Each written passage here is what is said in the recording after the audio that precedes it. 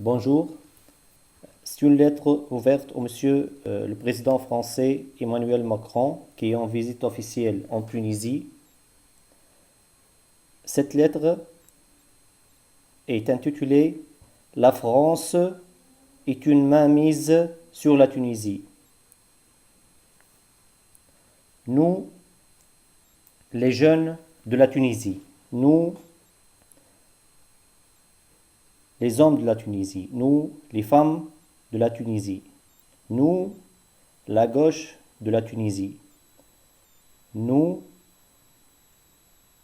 la droite de la Tunisie, nous, les islamistes de la Tunisie, nous, les enfants de la Tunisie, nous, le peuple tunisien. Nous voulons dire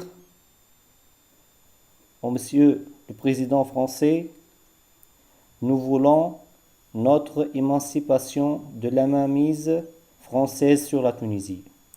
Nous voulons une vraie indépendance, une indépendance économique, une indépendance culturelle, une indépendance sociale, une indépendance linguistique, une indépendance religieuse, une indépendance administrative, une indépendance scientifique. Nous voulons une vraie indépendance. Jusqu'à quand nous restons exploités par les gouvernements successifs français qui exploitent nos matières premières, nos peuples, notre peuple. Vous avez supporté les dictatures en Tunisie pendant plus de 60 ans. Vous avez supporté le dictateur Habib Bourguiba et aussi vous avez supporté votre enfant gâté, le président déchu Zine Abidine Ben Ali. Nous avons remarqué comme peuple tunisien que la France ne supporte que les dictatures. D'ailleurs, elle supporte maintenant le général Haftar, elle supporte le général Sisi. Pourquoi la France ne supporte que les dictateurs, elle ne supporte que les corrompus partout dans le monde? Pourquoi vous avez deux poids, deux mesures?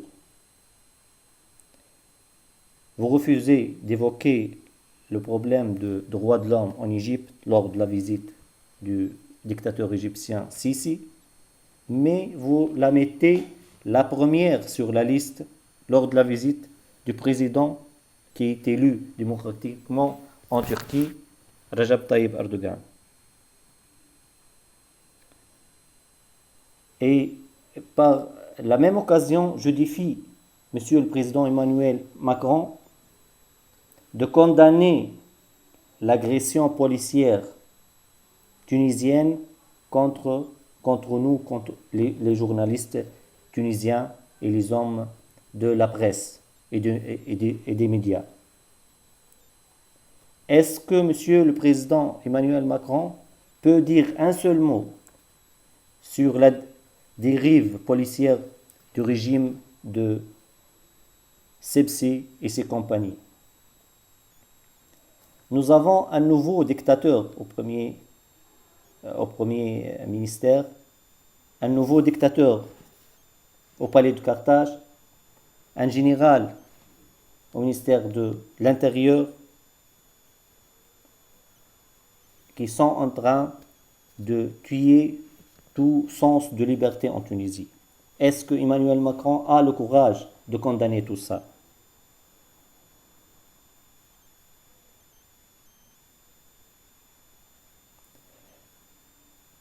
Notre lettre est claire.